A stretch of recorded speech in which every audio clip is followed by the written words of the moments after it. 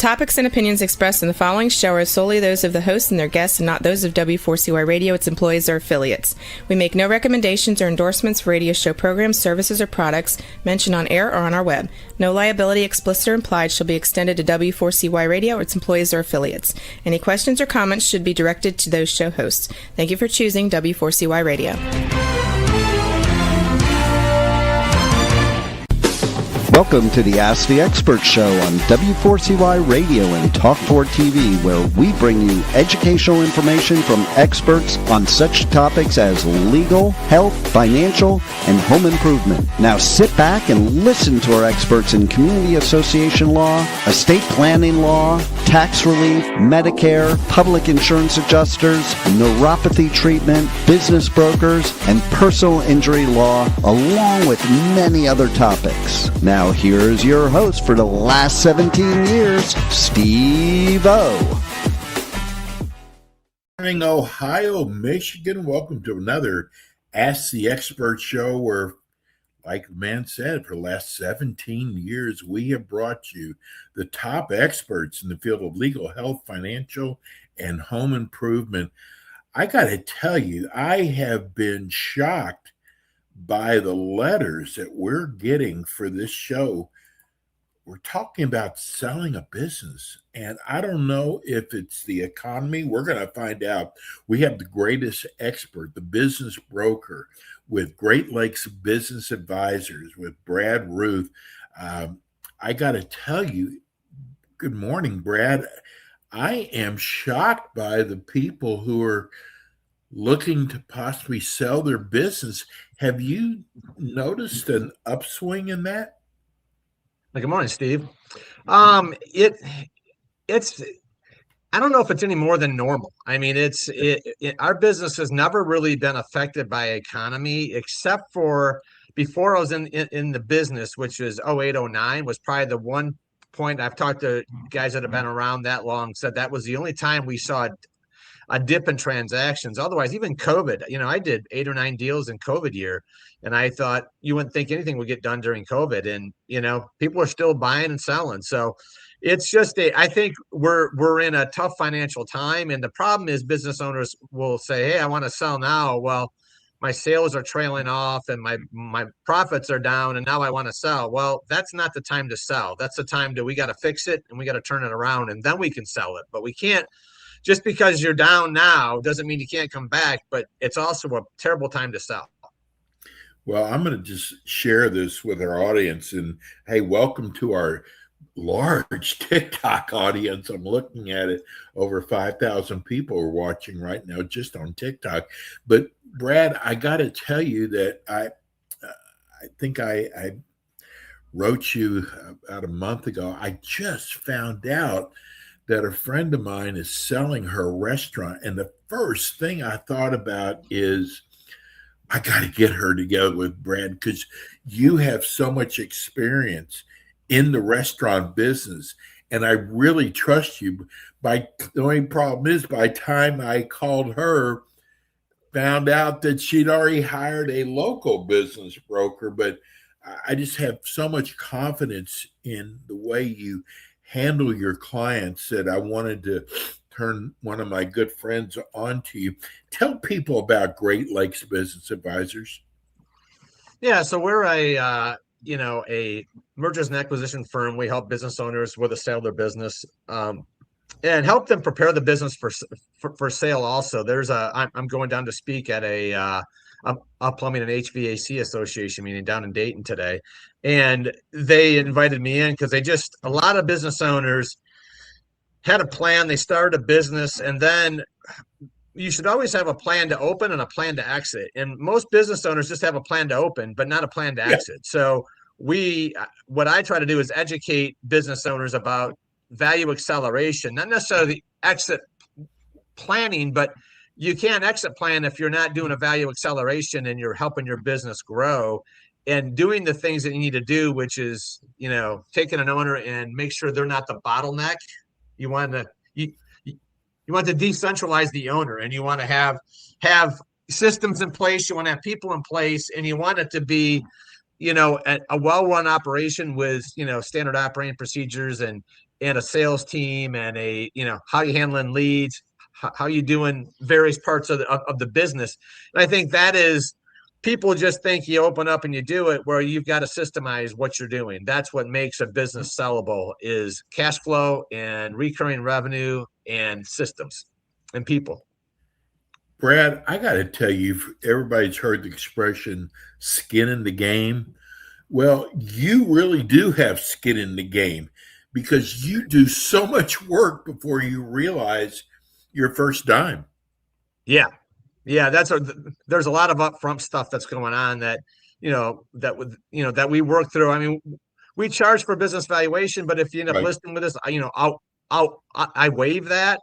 But I also spend a lot of time even before we get to that, just kind of looking at the business. And a lot of times I'll look at it and go, hey, let's not even spend the time and money on a business valuation right now. We've got to fix this, this, and this. And once we do some of these things, then let's look at it and see what the value is, because businesses, for most business owners, are 80% of their retirement, what they think their retirement's going to be. And if you don't know what your business value is, how do you know what your retirement's going to look like? What do you have in your retirement accounts now? Do you own real estate? Do you own stocks? Are you doing a 401k? But you need to put a value on your business now and determine, okay, this is where this is where it's at today, and where do I need it to be if I want to exit? And I think you got to have a plan. There's no question. You got to have a plan for exit. Speaking about business evaluation, Brad, I think one of the hardest things that you have to tell your client is, when you've developed and you've started a business, it's like your baby. And when it's time to sell, you think your business is worth a lot more, because there's a lot of feelings that go into that. Yes. And you have to kind of sometimes break the news to them and give them reality. Yeah, I have to tell them their baby's ugly. Yes. More times than I would like. But it's the reality of the world we're in. Do I want to sugarcoat it and tell you it's something that it's not? I don't think I'm doing you any service. And there's some advisors that will do that because they want to get a listing, but it's not sellable, or it's at a much lower price. And what I try to do is, like, I had a client right now, they had a nice business, probably doing 17 million in sales, and their EBITDA back in 24 was 400,000. Last year was 1.5 million. And they're like, I want to go to market. I said, well, their fiscal year, let's get to the end of this fiscal year, because you do a 3-year average on this thing, and they lost money in 22 because they're fixing all their problems. So we have to go back 3 years, and if those numbers aren't looking good, then we have to make the improvements. So as 23 was bad, 24 got better, and 25 was fantastic. I'm like, let's show we can back up 25 and 26. Now we can really say, hey, we fixed it. It's better. Now we've got more value, and now we can take it to market. And that's a difference between a business maybe being worth 1.5 million and maybe be worth $5 or $6 million. And that's just waiting, And I think the biggest thing we got to look at is patience. We can't be eager to go to market. We have to do what's best for our client. Say, hey, let's pump the brakes. Let's wait, another half a year. Let's see where you end up, and then let's do that. We're getting a lot of questions on YouTube chat, people wanting to know, what areas do you specialize in? What types of businesses? So there's my main specialty is HVAC and plumbing and electrical companies, so in the trades. So those are my main areas of specialization. I do manufacturing and I do restaurants, but I do a lot in the restaurants. I just don't. I'm really good at selling them, but they're very challenging businesses to sell. So and not that I can't sell them, but I try to. My focus has been the last 2 years on the HVAC, plumbing, electrical area, because that's where I want to spend my time, and that's where I'm speaking at, pretty much every week, around the Midwest. Hey, Brad, I'm here in Southern Florida. There are so many restaurants who've been around for a long time going under, but there's there's also a lot of new restaurants opening up too. What is going on in Michigan and Ohio with restaurants? I mean, you see a lot of them. There's been some iconic names that I've had a chance to look at, over the years, even in Cleveland. And I was like, oh, I was so, I'm excited. I've heard of this brand. It's really great. They've been around forever. And then I look at the books. I'm like, I get it.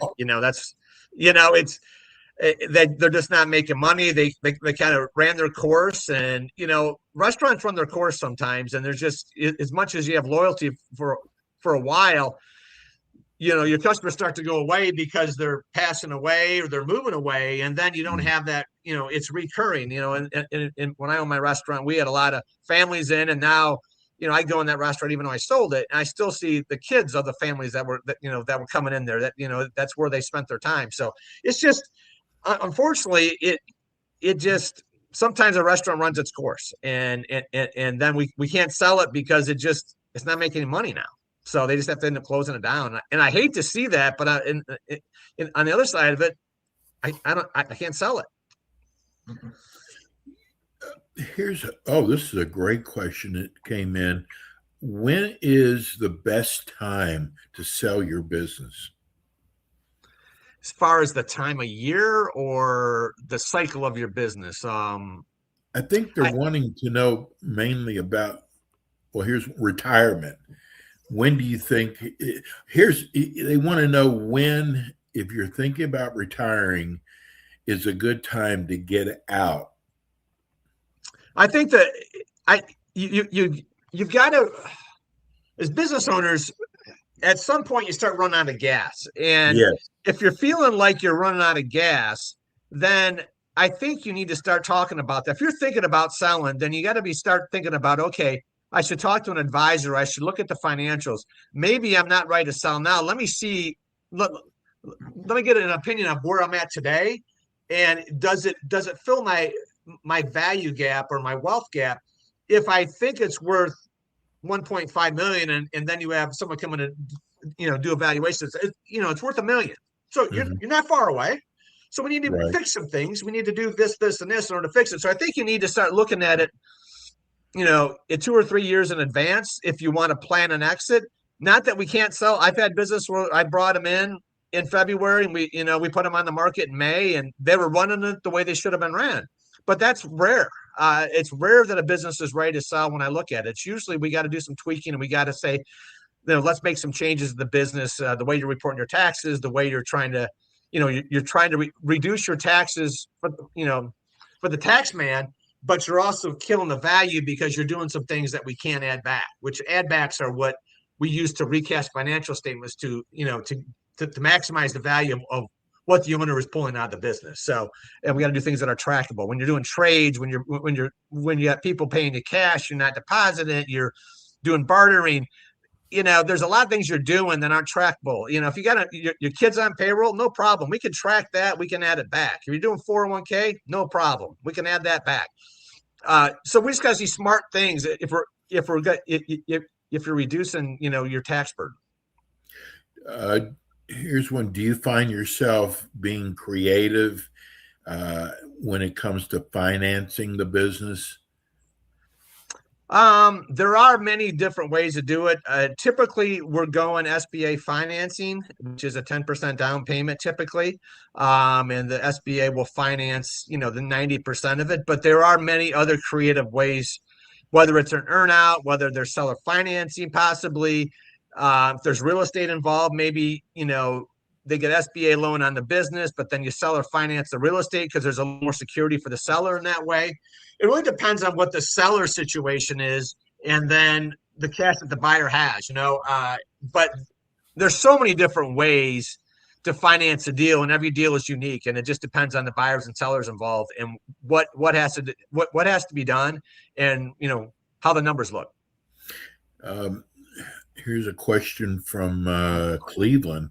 They want great show. I want to know, do most businesses want the old owner to stay on for a while, and how long usually is that term?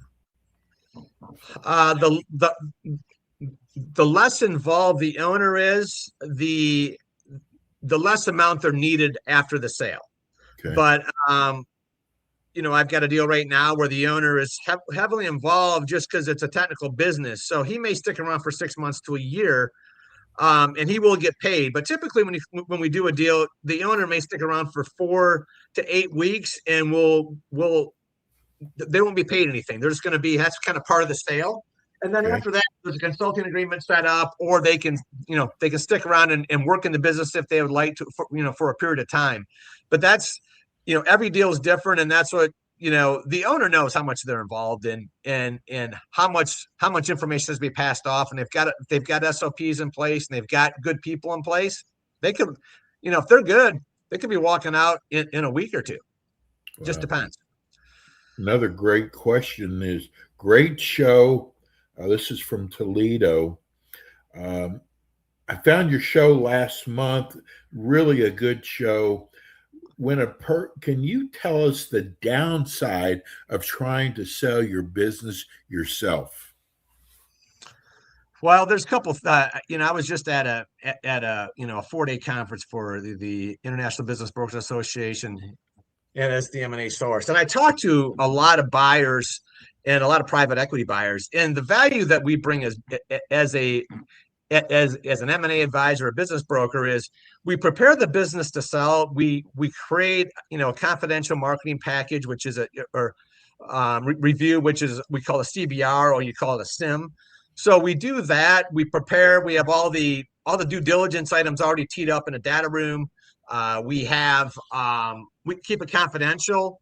And when an owner's trying to sell it, they're focused on trying to sell their business, and then they're trying to run their business, and they're losing focus on keeping their business like a well-oiled machine.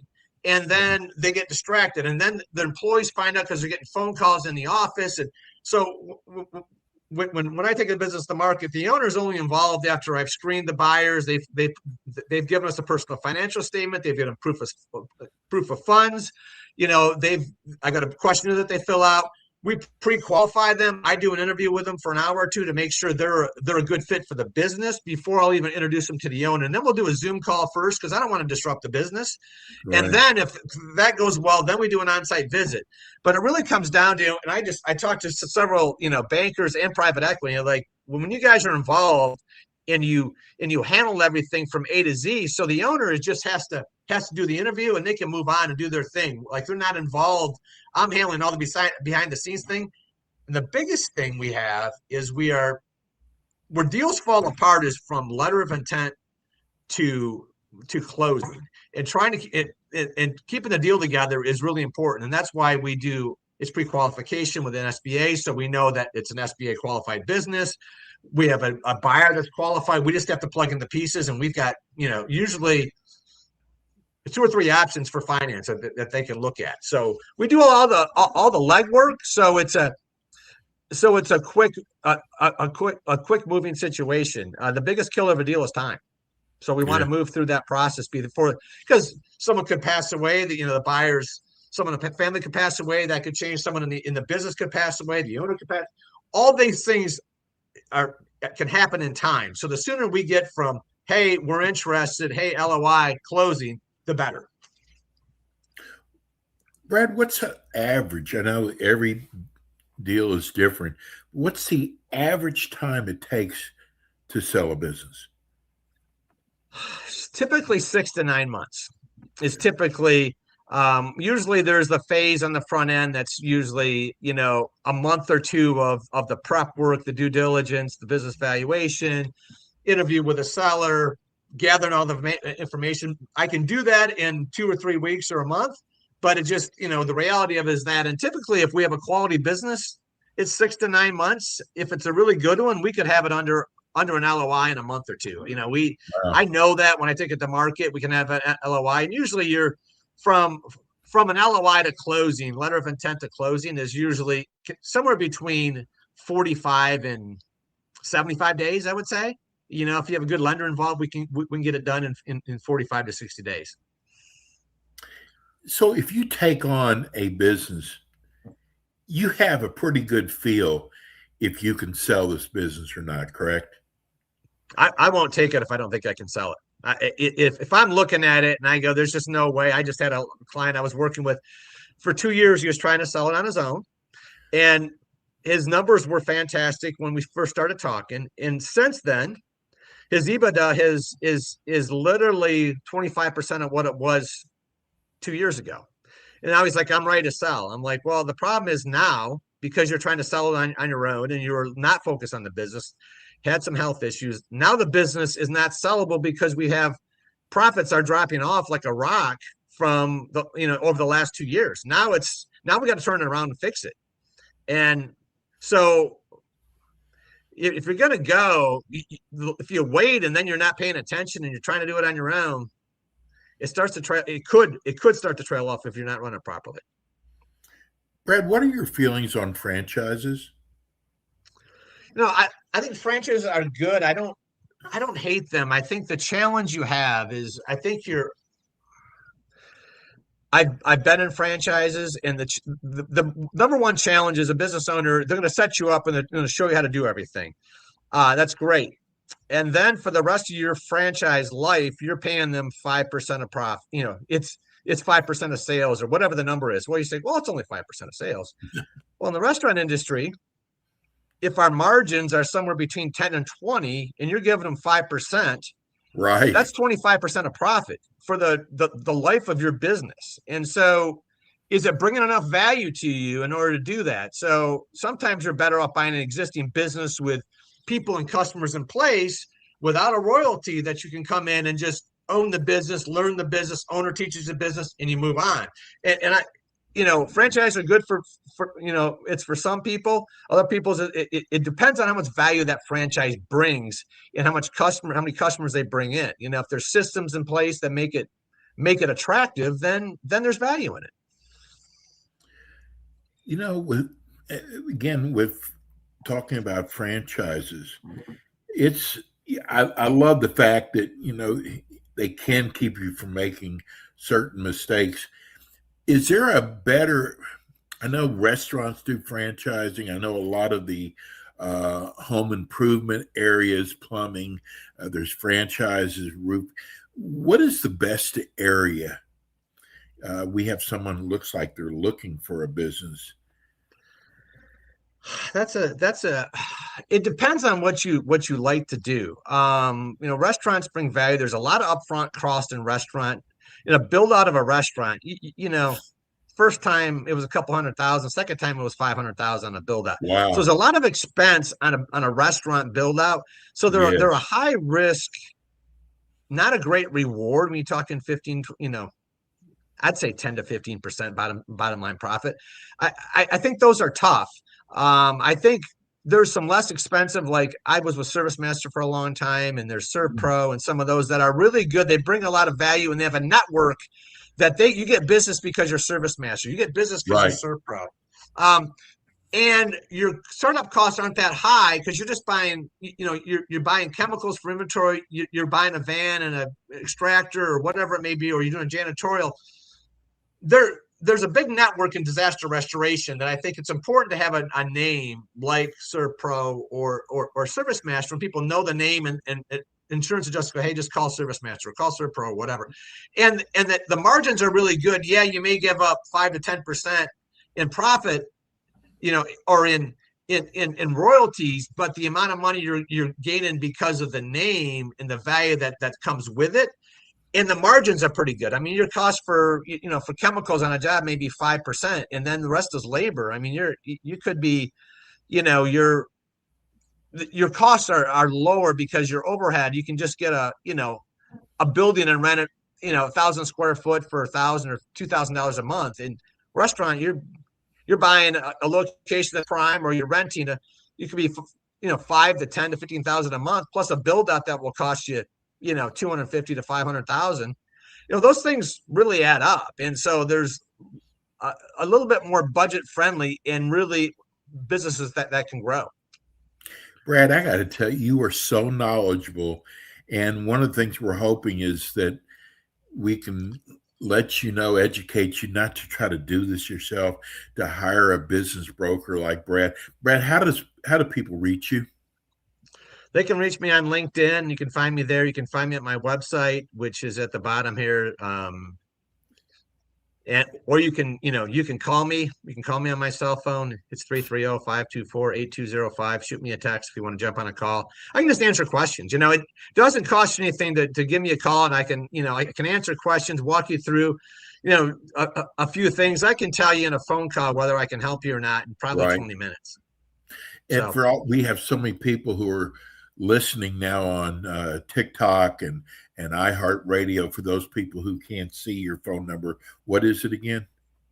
It's 330-524. It's the 8205, or my website, glbainc.com.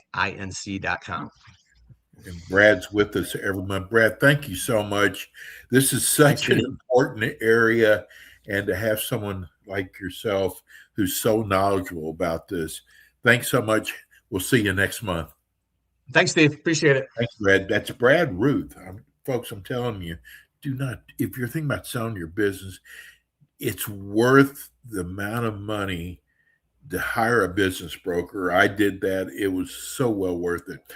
That's going to do it for us today. We'll be back in with you next week with more Ask the Experts. Thanks for tuning in today to the Ask the Experts show on W4CY Radio and Talk4 TV. Tune in next week and every week to hear more from our experts on personal injury, insurance, air condition repairs, estate planning, Medicare, and many other topics in the areas of legal, health, financial, and home improvement. See you next week.